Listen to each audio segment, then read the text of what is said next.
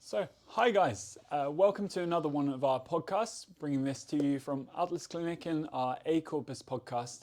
And we've had some great feedback from patients that have really enjoyed the previous episodes, so if you get a chance, check those out. Today's episode is on migraines, which is, we're very lucky to have Aleksander here, who is such an expert in the field of migraines.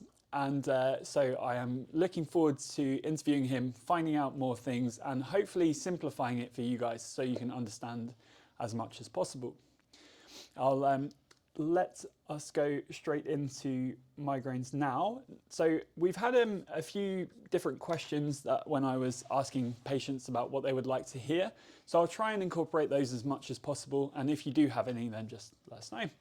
So Aleksander, if we put this in context, how many people roughly suffer from migraine headaches? It's pretty clear that in terms of all the research that's been done, that approximately 15% of the world's population suffers migraine.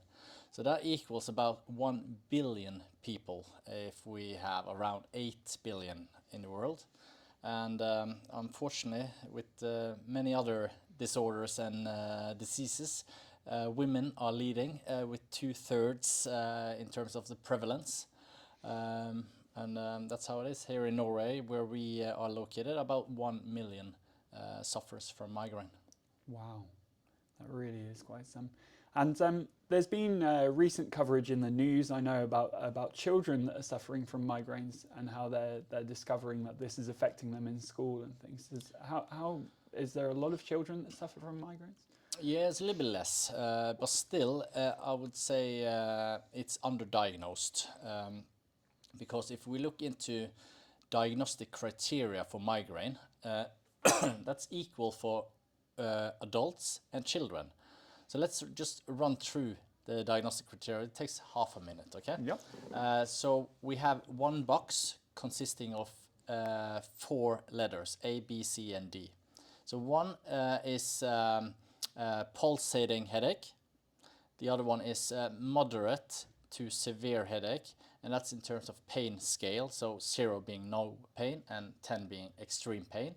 Migraine tends to range from 4 to 9. And then we have aggravation with physical activity. That means, okay, if you walk a little bit fast in stairs or a quick walk towards the bus or whatever, then the pain will be aggravated, increased. And then the third one was unilateral, one-sided. So basically, in that first box, you need to fulfill 2 of those 4. So let's say you have a pain of 7 out of 10 and it's pulsating. Just check in the whole box. You don't have to have all 4. But if you only have 1 of 4, it can still be migraine.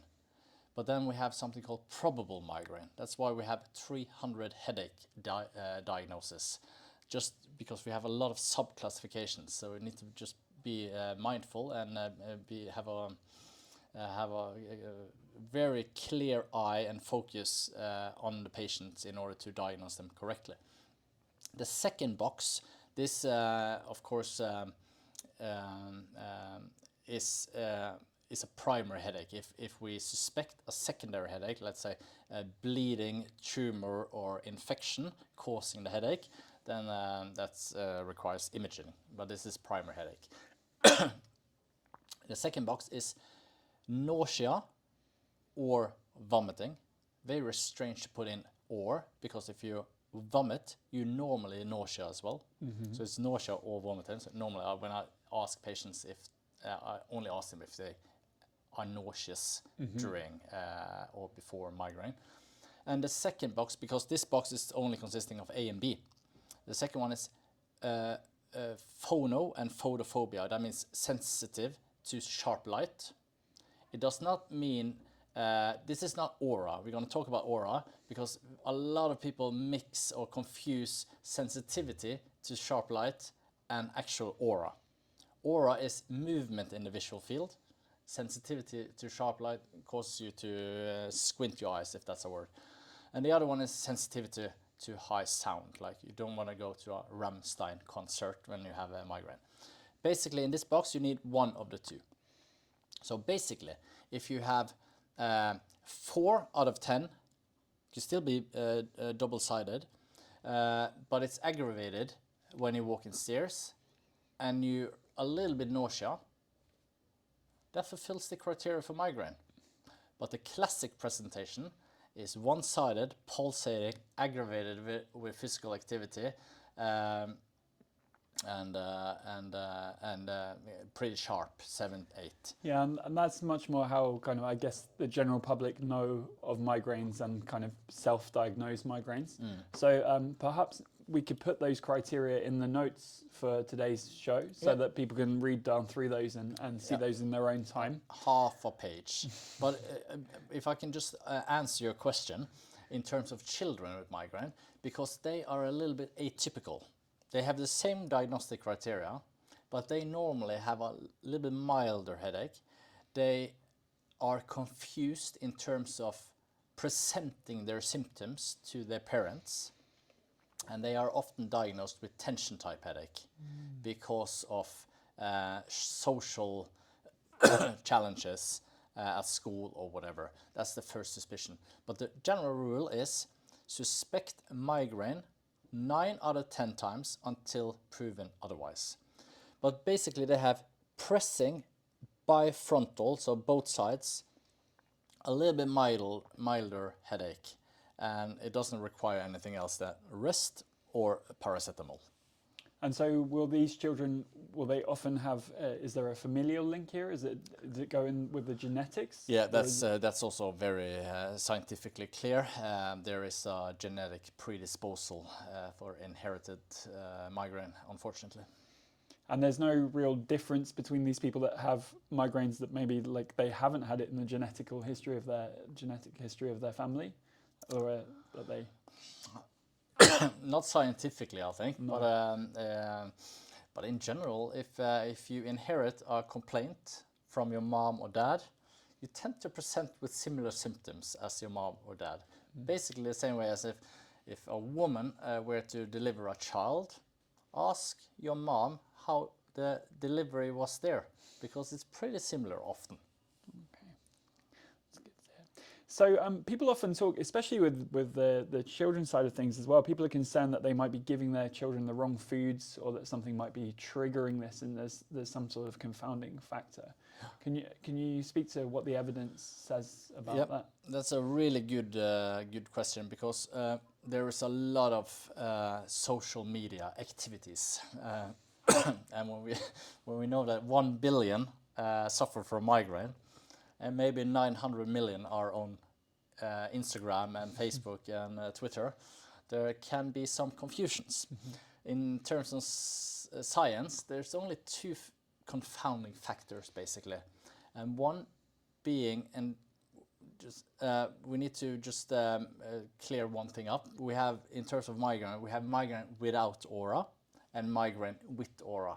And 2/3 have migraine without aura, and 1/3 have migraine with aura. I guess we're going to talk about that. Yeah, we will talk about that. But in terms of the confounding factors, women who become pregnant, as long as they have migraine without aura, normally tend to be migraine-free throughout the pregnancy and some months into the period after delivery. Well, there's often no change, unfortunately, for the migraine with aura. Okay. So when I have talks about migraine for professionals, I tend to inform them that the best medication for migraine without aura is pregnancy. And it's important to tell fertile women this information, because some of them will not dare to become pregnant because they are not allowed to take migraine medication. Oh, okay. So very important. The second known confounder is depression. So I often talk to my patients that need to seek a happy life and talk to people that gives you energy and takes energy. And for God's sake, try to avoid the diagnosis depression. I know it's a very prevalent disorder, and I'm maybe playing it down a little bit, but that's the reality. Pregnancy and depression is the two scientifically documented confounders, and not chocolate and red wine. So I'll just kind of interject that time. There's something that I've heard of where people are able to do a food challenge. So if you, for example, if you at home are thinking that something might be triggering a migraine and you haven't got one at that time, if you take on board some of those foods, then you could just literally see if there's any migraine afterwards. And if they're not, then you're starting to actually disprove that side of things. And so I think that's, I don't know what you think about that in terms of the science. Excellent, but, excellent idea, because the migraine is often a linear curve. It starts off with mild headache or a pre-drome phase where you're a little bit irritated and you need to go to the toilet a lot more often than you have to normally do. You crave towards different foods, often that are not good for you. And then the headache, which can start as a tension type headache, just increases in intensity, and at a certain cutoff level, you're into the migraine. It changes from pressing, tightening character to pulsating, clear cut. And then the migraine attack, headache is started. And that can last for 4 to 72 hours, but often disrupted with a triptan, a specific migraine medication. And then you have a slowly decrease and a phase where you, what we call post-drome, you feel tired, fatigued, just want to sleep, you're not interested in the environments. But the thing here with food challenge is because if you this is a personal thing, not a scientific thing, and you need to challenge yourself personally. So if you have a mild headache, you suspect a migraine attack being initiated, it doesn't matter if you eat an apple, pear or banana. If the migraine comes on, you will associate that fruit with migraine attack, a trigger. But after the migraine attack, and maybe 24 hours after the migraine has resolved, try to eat the same apple. Try to have a bite of the same chocolate, and do that for a couple of times. And if you don't trigger another migraine attack, let's say 3-4 times, then I think you scientifically, and that's a personal case-based study, has disproven the myth that you pretty much caused yourself inside your head. Yeah, I think that's really important, because some people, like you said, if they've seen TikTok and Instagram and the rest of it, they end up with this huge list of things that they think they shouldn't be eating or the rest of it, and they actually wonder then if they can, what they can actually eat. And so I think that's a really important point, really.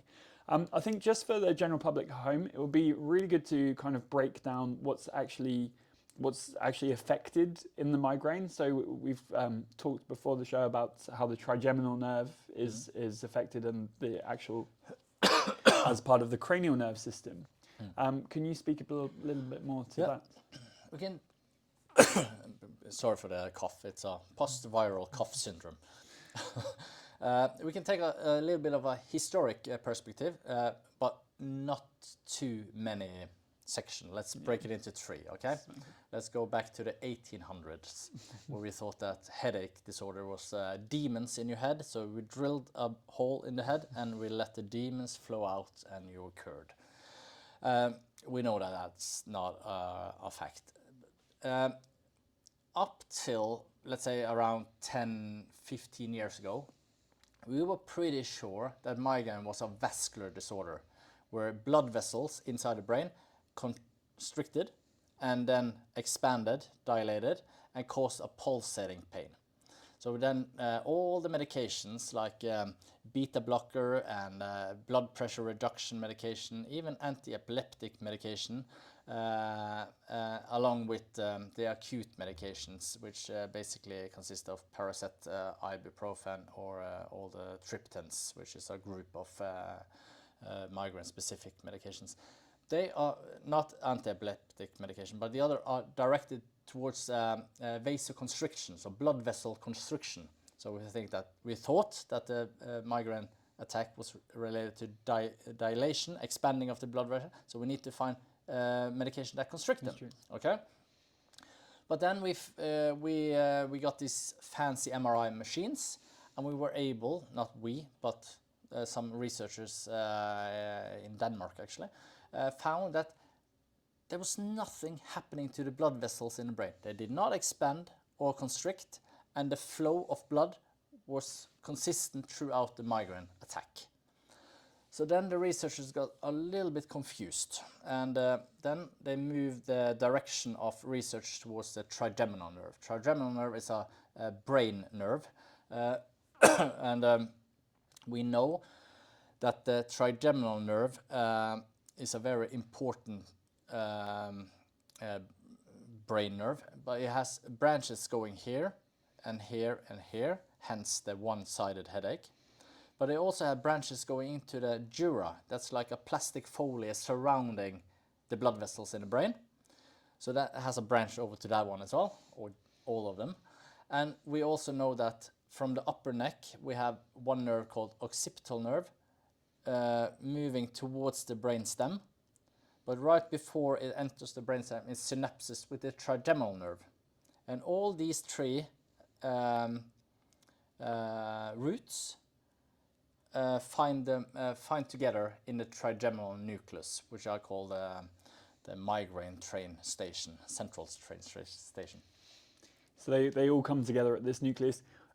Is much known about how these actually trigger off at this point within the cells, or is that still something that we're trying to? We know far less than we express. We don't know. Migraines, per definition, are complex brain network disorder. That's pretty much what we all know. And as soon as we jump or push in the word complex, that's a safety guard that we don't know enough. It's an advanced word. But there is a circuit, what do you call it, Rob? A short-circuiting? Short-circuiting in the neural network that activates a fear response, I would say, in the trigeminal pathway towards the brain, into this nucleus, and then further up. Because this is basically like a apartment flat with different floors, okay? So we have first floor, the trigeminal nerve outside the brain stem. And then second floor is the trigeminal nucleus. And third floor is the brain stem, just on top. And the fourth floor is thalamus, the captain of the pain system. And the fifth floor, top floor, penthouse, is the cortex. And basically there's a lot of communication throughout the floors. That goes with migraine as well, and many other pain disorders. So clearly we're still trying to find out more about what's actually going on at that point, and it sounds like there's some great research going on in Denmark as to these points. From my understanding, we know a little bit more about what helps, even if we don't necessarily know why it helps. Is that correct? We know what helps, but not why. And the problem, that's not a problem only for migraine. That's a problem for a lot of disorders. That's why many GPs provide broad spectrum antibiotics. They don't know exactly what type of infection it is. Sometimes it's just a viral infection, and sometimes the time helps. And we think that the antibiotic works, but it's actually time that cures you, because the body can heal itself. In terms of neck pain, why is some people responding on upper neck manipulation, for example, or adjustments, and some are responding on mid back adjustments? Could be because that's where the restriction is, etc.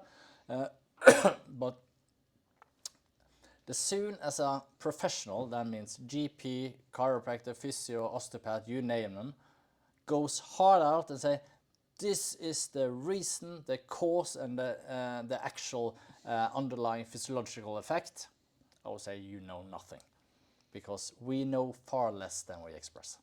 Unfortunately. Sounds like it's much more nuanced than that. There's many more parts to this.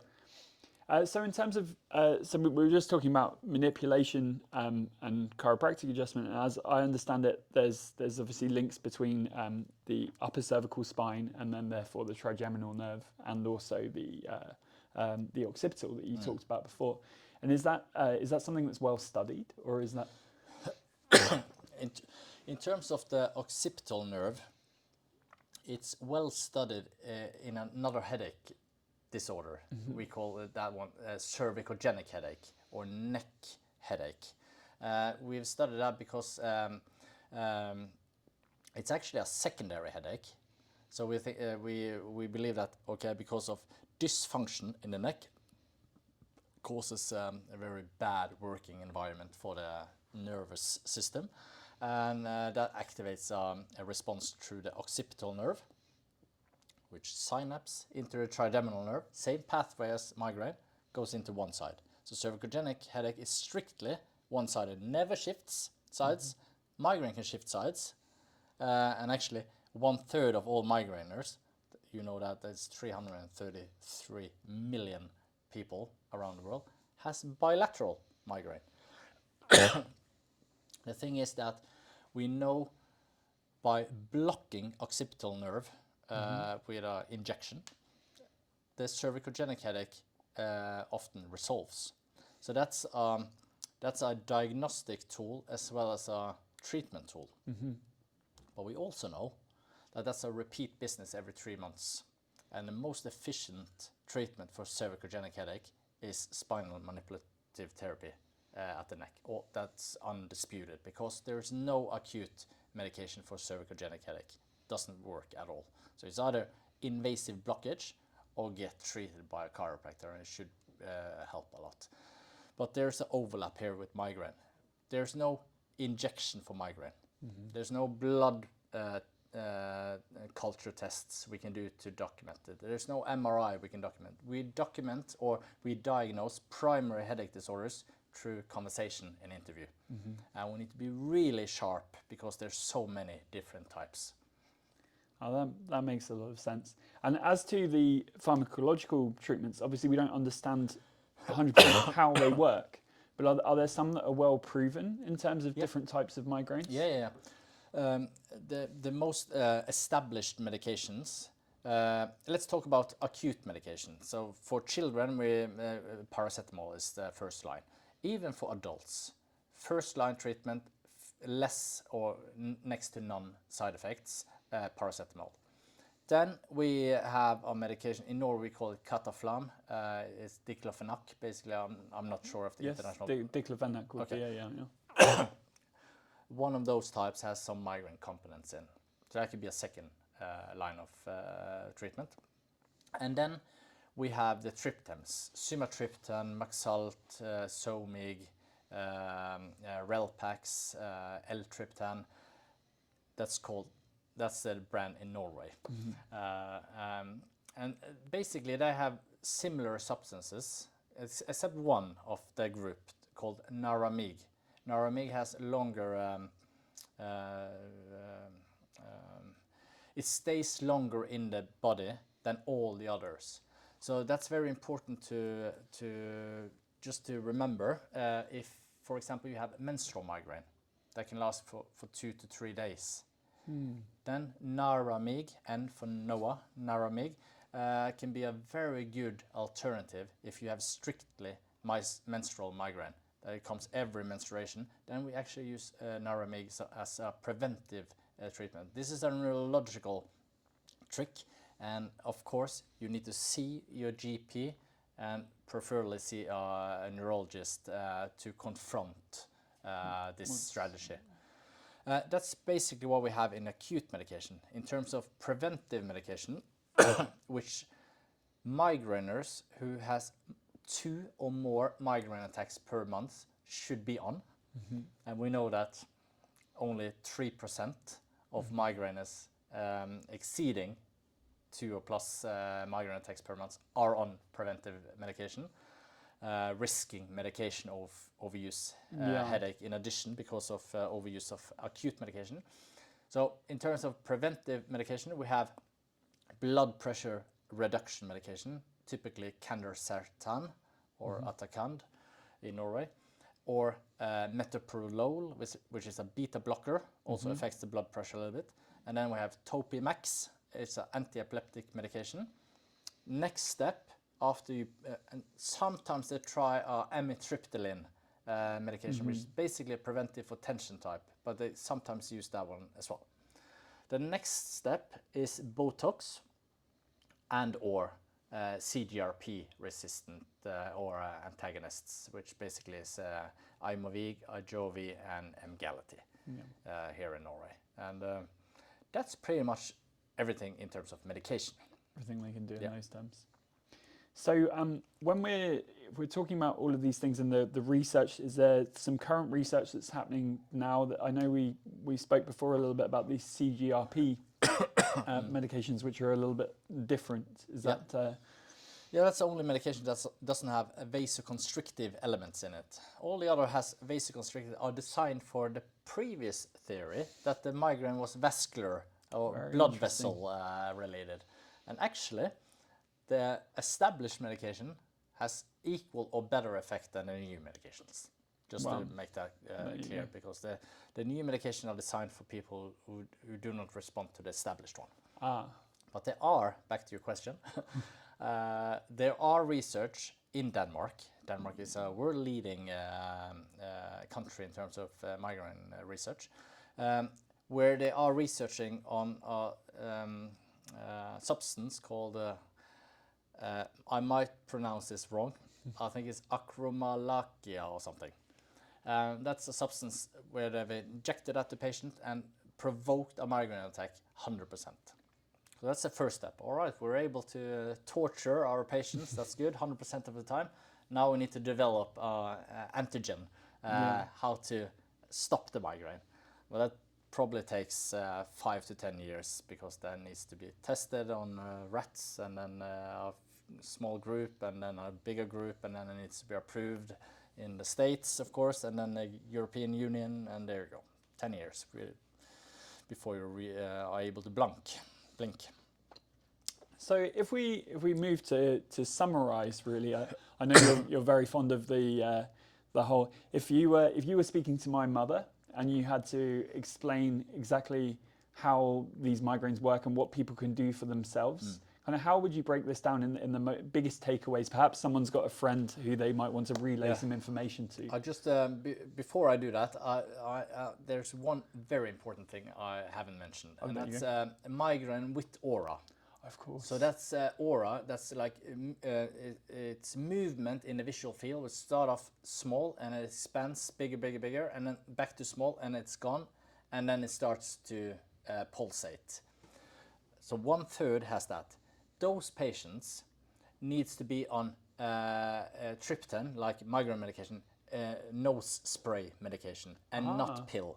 Okay. Or injection, one of the two. That's because of the response time after you take that medication. So if anyone know that they have this migraine with aura, movement in the eye, 20 minutes approximately, and then the headache comes, and they are on oral pill, they need to see their medical doctor and ask for a different type, like nose spray medication, and that would be much better, because you're not allowed to take medication during the aura phase, because new research has found a small link with serious brain pathology. Let me say that. So don't do that. You can take medication after the visual movements are gone, but not during. So we have no medication for aura, basically. Yeah, I was going to say, in summary of that, we don't really know enough about what's helping with aura. Yeah, okay. But in terms of your mother, first and foremost, we need to I need to talk with her and find out, okay, how much is she suffering? Is she like 90% of the general population who has 1 or fewer migraine attacks per month? Or is she in the 10% group, which who has 2 or more migraines per month. If she's in a 10% group, I will ask her what type of medication she's on and what she has tried, side effect profile, as well as dosage, just to see if she has tried different stuff. If she's on a medication that helps her, let's say candesatan, blood pressure reduction, then I would, and she's on a nice acute medication as well, then I would evaluate a little bit in terms of her physical capacity and activities, her mental status, that means cognitive harmony, which I like to call it, just to see if there's any tendency towards depression, which we know is a confounder. If she's inactive, I would motivate towards activity, because we know activity has a preventive care. And then I would probably assess her, and knowing your age, Rob, I would suspect she has some functional dysfunctions as well in her spine. I would probably work on those and clear those, because chiropractic, physiotherapy, etc. is a preventive alternative. Not everyone can be on preventive medication. A young, slim woman whose normal blood pressure is 100 over 58 cannot be on blood pressure reduction medication. Then she will collapse and faint. So then we need to find alternatives. Now we know by research that chiropractic care, for example, has a 40% reduction on migraine days. So that as high as 40%. 40%, yeah, and that's even 12 months follow-up. And I'm not sure, but there was a study from Denmark as well on chiropractic care for children with migraine. Same good effect as well. So that's a good alternative. But basically, I would approach your mother as a puzzle. Different pieces, different meaning, different effect on the migraine. And I will try steady by steady. I'm not able to cover the whole puzzle on one session, but I will try to learn to know her better and figure out where can I put in the best intervention. Yeah, perhaps? basically, and maybe we need to stabilize her blood pressure. Maybe we need to get up her protein intake a little bit and lower her sugar intake, because fluctuating blood sugar is not so good for migraineurs. The same as not fluctuating your sleep pattern is not too good. And physical activity is preventive care. Oh, especially when you were talking about depression being a risk factor, all of these things will come in. It's interesting that it comes back to that physical, chemical, emotional sleep that we talked about before, and how that's so important to all of that, and to increased inflammation and to all of those things. And I think that's important as a takeaway for you guys. Is so often we come back to this whole idea that you can't just think about it as a physical problem, or you can't just think about something as a chemistry problem. You need to kind of almost take responsibility for your own health in thinking, okay, whereabouts, if I rate all of these things, am I? And can I make some adaptations to some of these and see what improves? Because as we said before, you can have all these scientific studies, but also everyone is different. So to actually make it tailored to yourself, you can start to look at those things and look at what small changes you make may have an effect over a number of weeks or months, and try and track that. Because from that, I think we can really start to be empowered about our own health and those things. And I've even heard about people keeping journals of these things, so they can look back and see, well, I want to feel like I felt previously. And then they look back and they're like, oh yeah, I'm not doing the same thing as I was then. And so then you can have an idea of what, I think at least, of how your health can be improved, or at least how you can be at the best you can be. That sound good. Anything you would like to add to that before? I think we covered pretty much. We lasted a little bit longer than we expected, but I think it's good because migraine is a prevalent complaint around the world, and I think we touched upon a lot, but we probably missed a lot as well. We don't use time on editing this. We have one take and we go for it. We have a few touching points, but we deviate from them, and This podcast is pretty much what you see is what you get, is 100% honest, and we do our best.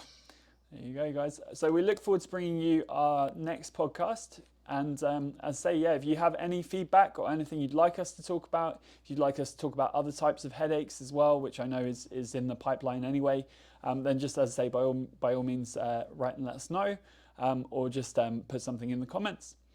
Thank you very much, and look forward to seeing you soon. Bye-bye. All right.